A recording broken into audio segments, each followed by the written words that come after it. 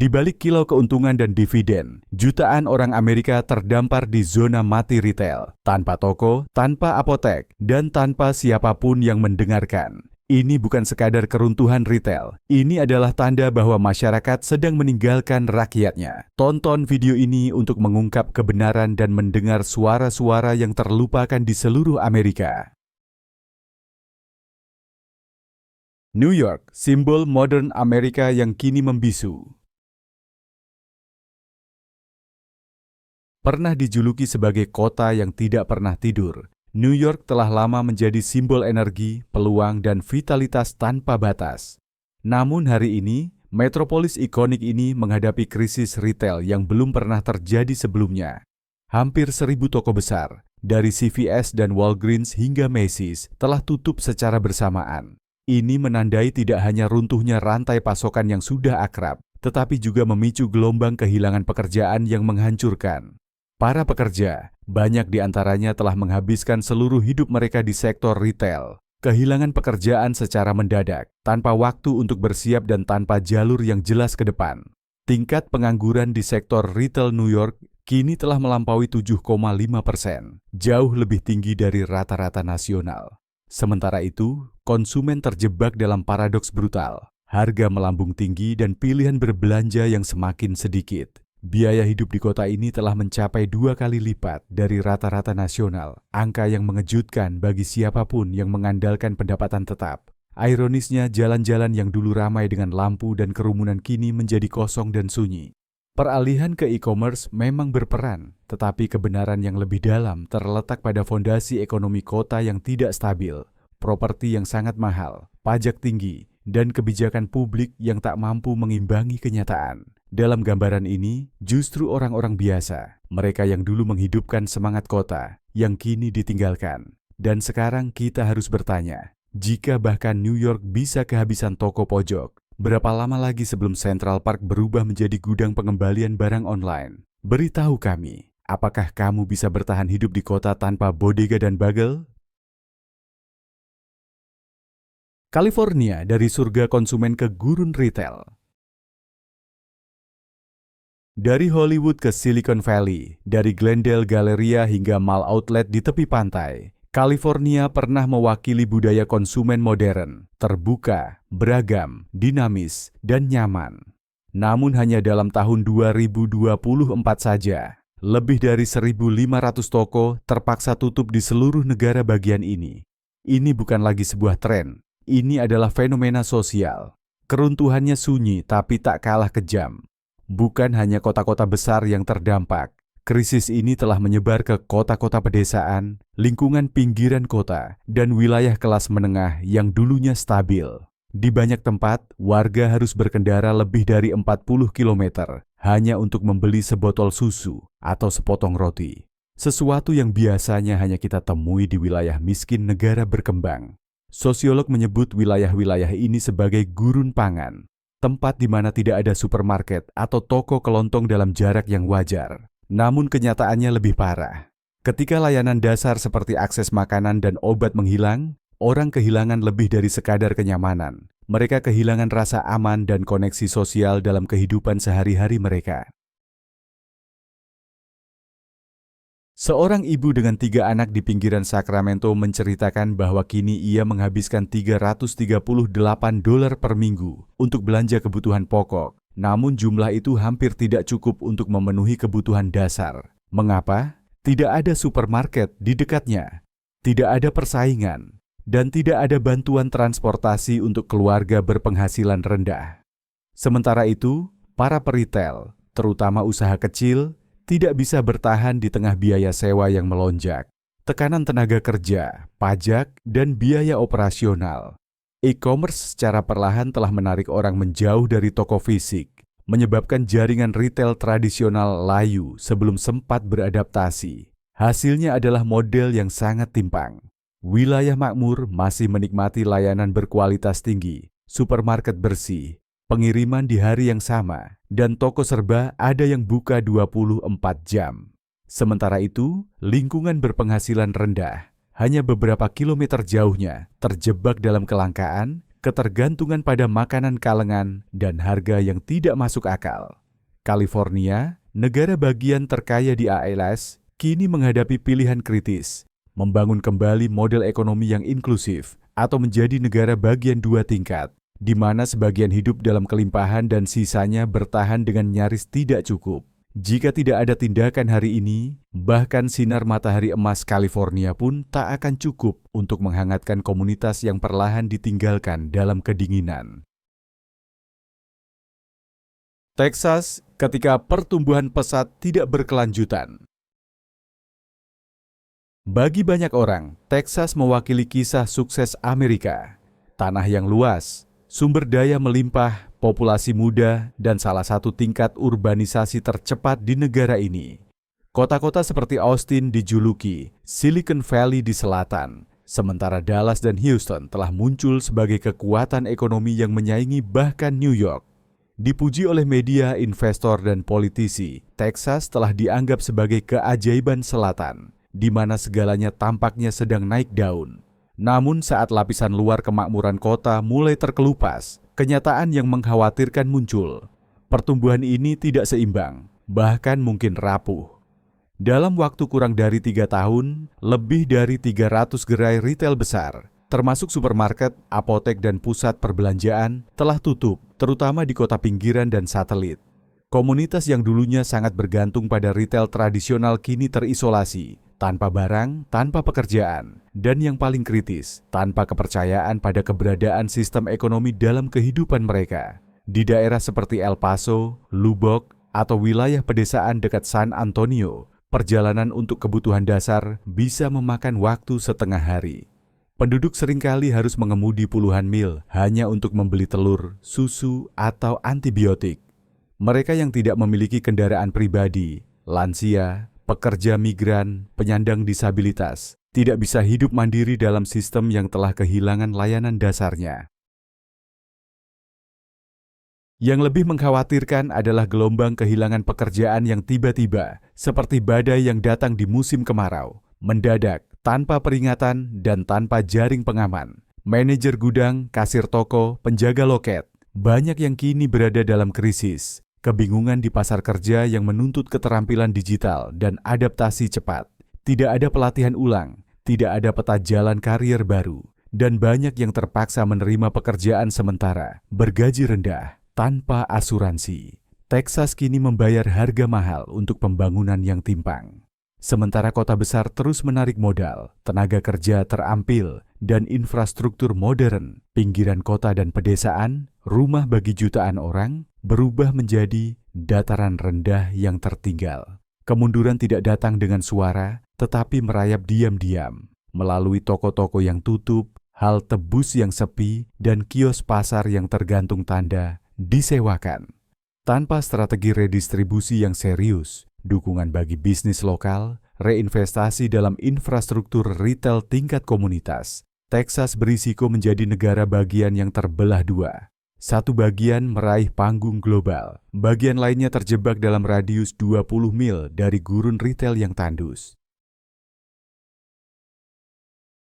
Illinois, jantung industri lama yang kini menyusut diam-diam.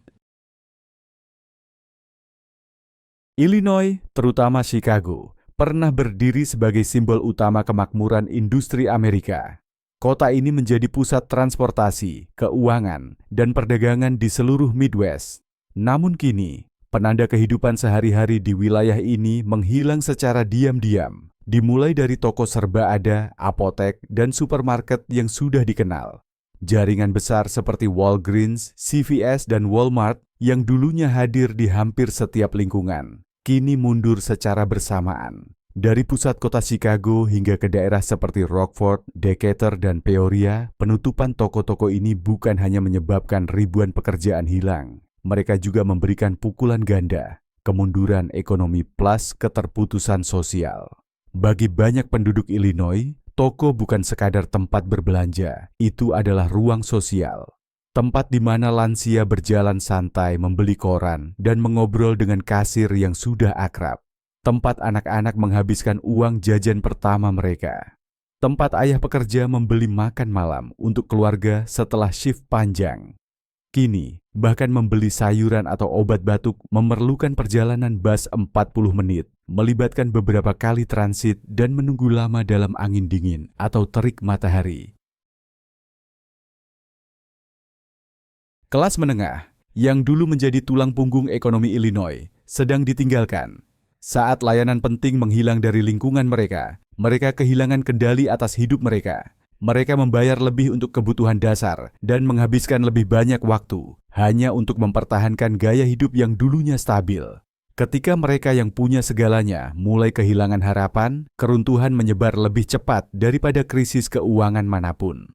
Yang membuat ini lebih serius adalah cara kemunduran ini terjadi. Diam-diam, profesional, rapi, tanpa penjelasan, tanpa mendengarkan, tanpa akuntabilitas. Tidak ada kebijakan transisi pekerjaan yang kuat.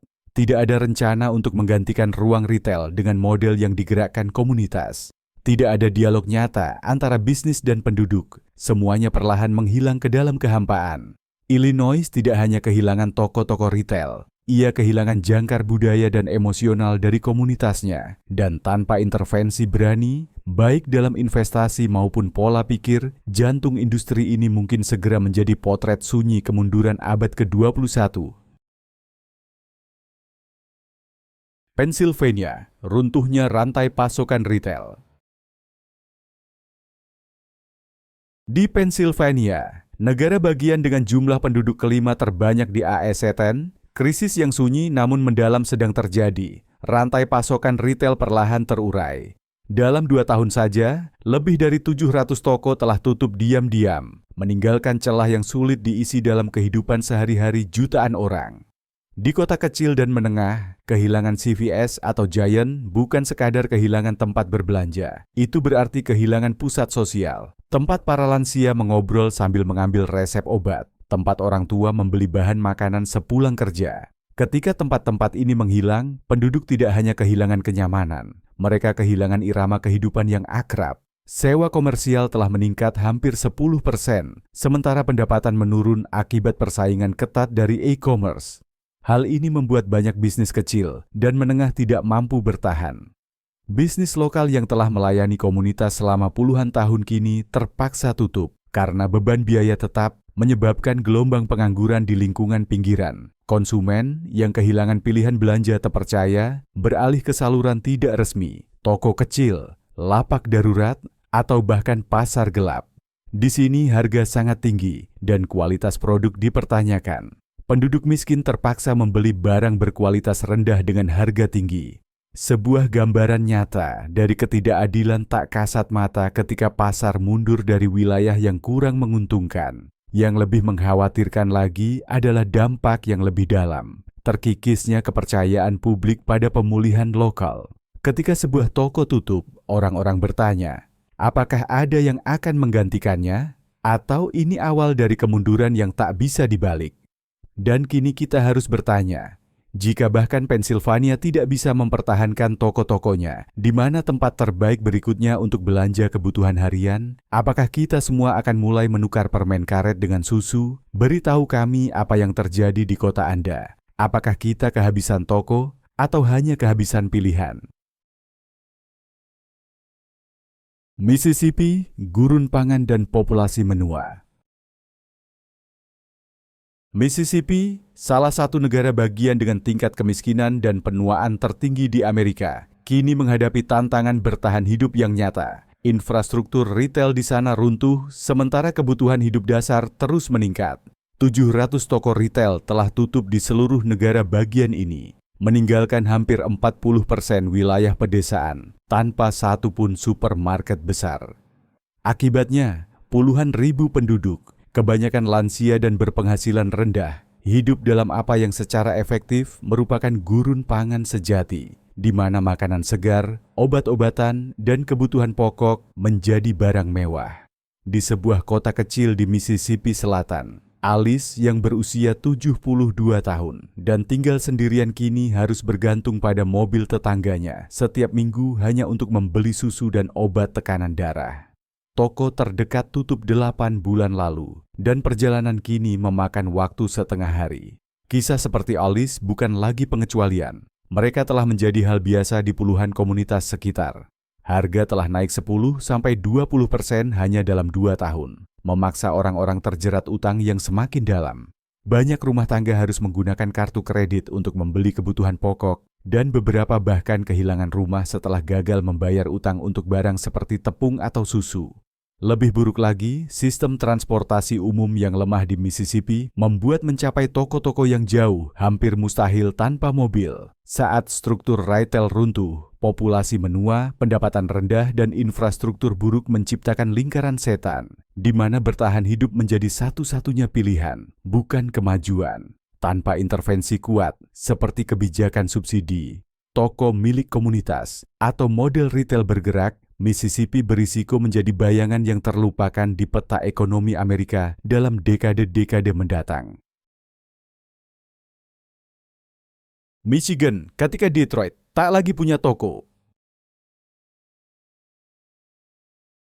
Detroit, yang dulu menjadi kebanggaan industri Amerika, kini menghadapi simbol yang berbeda. Hilangnya toko retail secara massal, terutama di lingkungan berpenghasilan rendah. Nama-nama besar yang dulu melayani jutaan orang seperti Walmart, CVS, dan Walgreens telah menghilang dari banyak area, kini hanya tinggal kenangan. Akibatnya, ribuan keluarga hidup dalam apa yang para ahli sebut sebagai zona mati retail, tanpa toko dalam radius 15 km.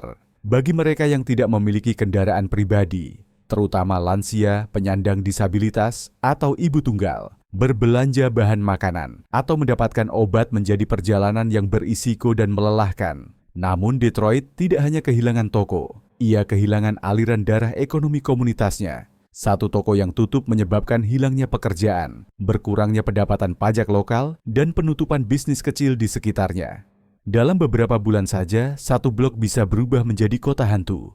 Saat kegelapan menggantikan deretan toko yang dulu ramai, kejahatan dan ketidakstabilan sosial cenderung meningkat bersamaan. Masalah yang lebih dalam sedang berkembang diam-diam. Saat sistem retail runtuh, orang mulai kehilangan kepercayaan pada kemampuan pemerintah untuk merawat mereka. Mereka tidak hanya merasa ditinggalkan, mereka merasa tak terlihat dalam kebijakan pemulihan ekonomi.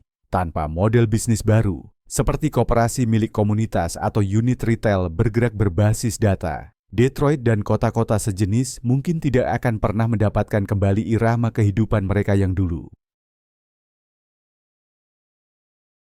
Georgia, laju penutupan yang mengkhawatirkan.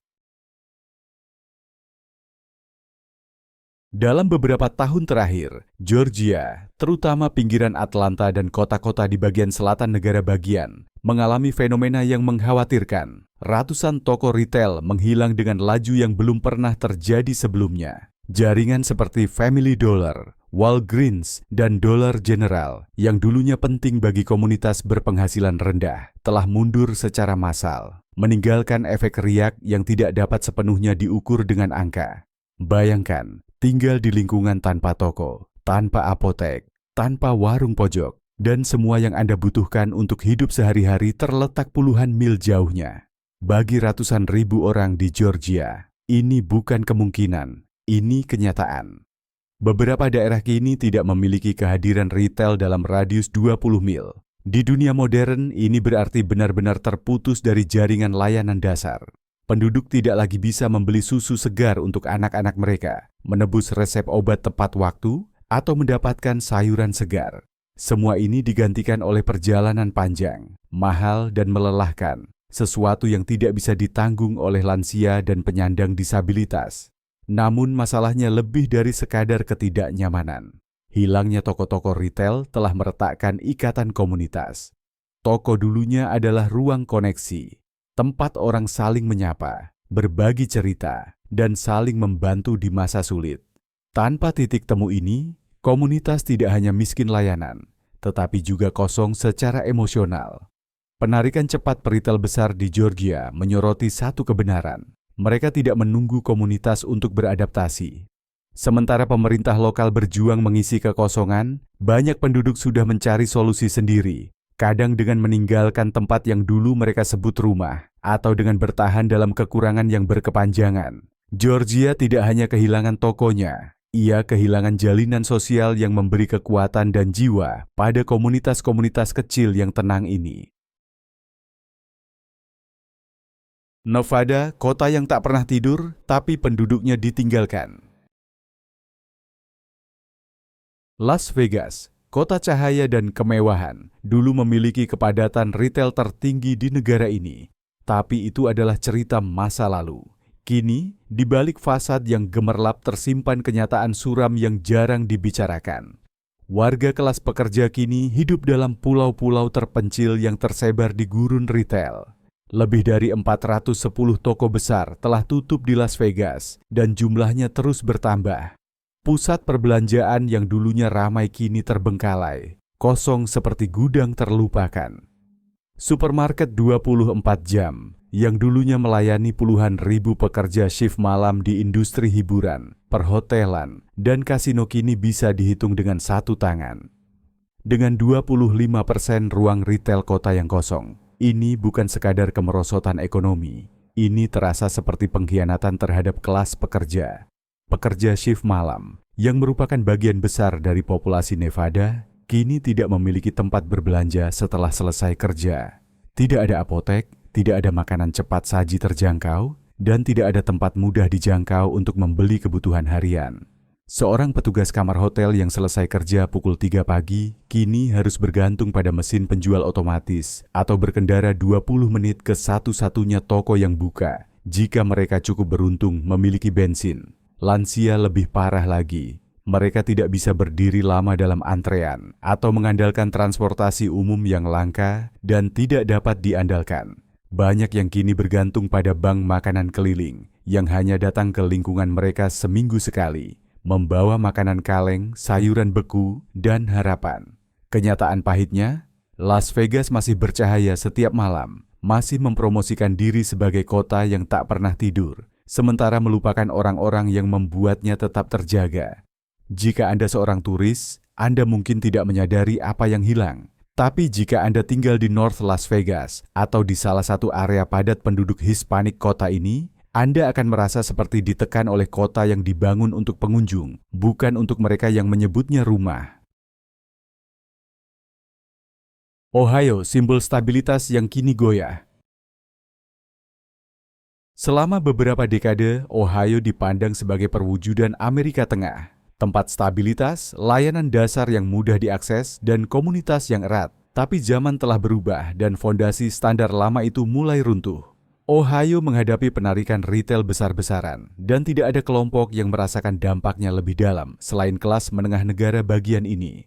Walmart, CVS, dan Dollar Tree, nama-nama yang dulu ada di setiap lingkungan, kini tutup secara bertahap. Yang membuat situasi ini sangat mengkhawatirkan, bukan hanya seberapa banyak toko yang menghilang, tapi dari mana mereka menghilang. Bukan hanya dari area berpenghasilan rendah, tetapi semakin banyak dari komunitas kelas menengah yang stabil, tulang punggung negara bagian ini.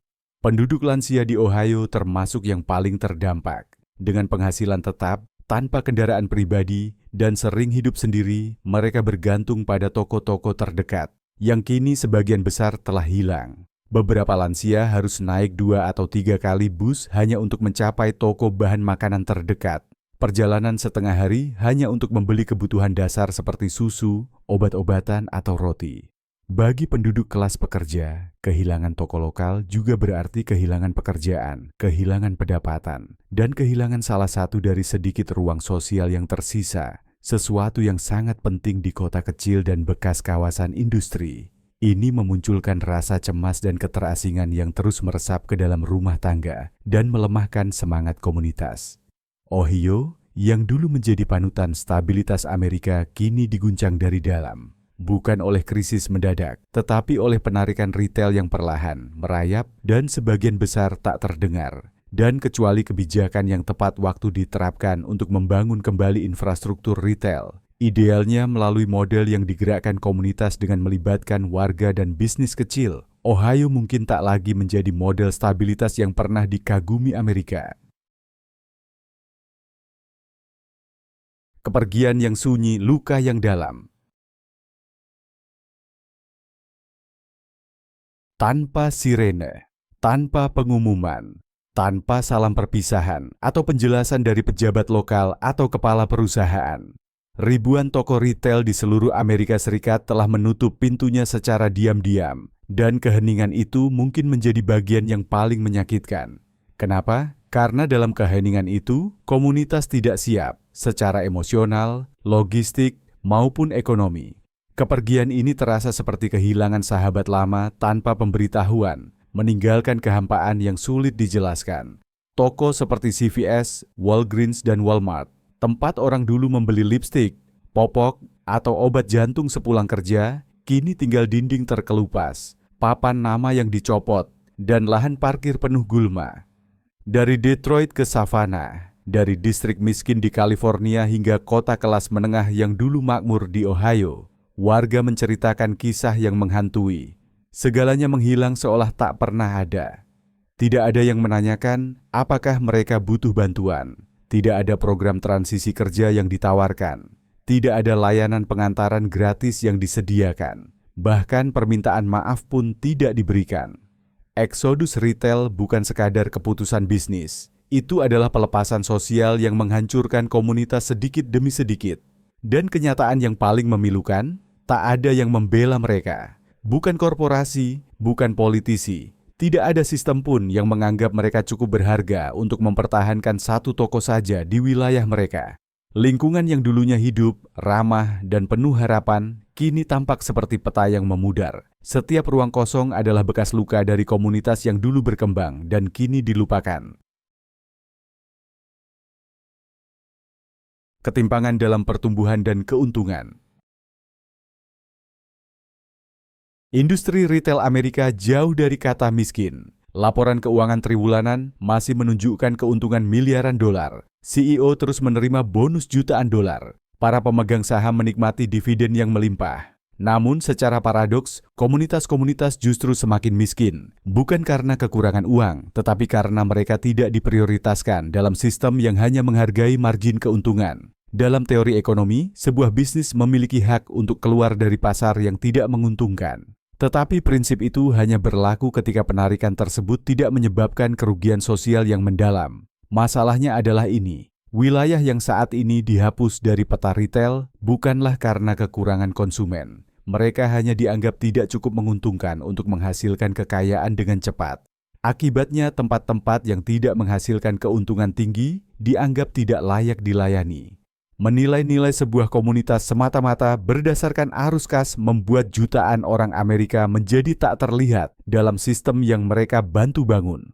Mereka masih membayar pajak, masih bekerja keras, masih berbelanja setiap hari. Namun karena mereka tidak menciptakan margin keuntungan yang besar, mereka dibuang. Ini adalah krisis moral yang mendalam dari kapitalisme modern. Ketika kepentingan pemegang saham diutamakan di atas akses dasar masyarakat terhadap makanan, obat-obatan, dan koneksi sosial. Pada titik itu, pertanyaannya bukan lagi, apakah toko itu menguntungkan? Tetapi, seberapa besar kemanusiaan yang tersisa dalam masyarakat yang kehampaannya terbesar adalah di hatinya? Bukankah ini ironis? Semakin kaya para CEO, semakin kita yang lain harus mencari toko terdekat yang masih buka dan berharap itu bukan cuma mesin penjual otomatis.